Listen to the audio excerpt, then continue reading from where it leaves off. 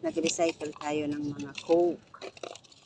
Taniman natin guys ng halaman. Okay, ayan na siya guys. Ayan, tapos nilagyan ko din siya. Yung mga na-recycle kina-coke. Ayan. Kasi namunga siya, ito marami siyang sanga.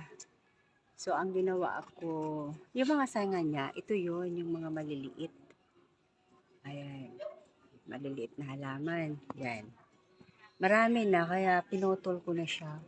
So wala kasi akong paso, kaya yung mga soft drinks guys na 1.5 liter. Yun ang pinag-recycle ko. Tapos yun ang ginawa kong taniman nila. Ayan. Tapos yung butas kong balde, dito ko nilagay yung kalamansi ko. Ayan, guys, ang dami kong kalat dito. Pero okay lang, malilinis ko din yan. Tapos na sila. Ayan, ganda. Yap.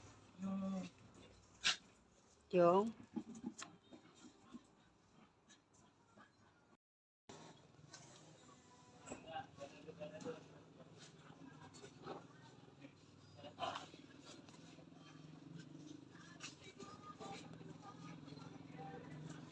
ganda.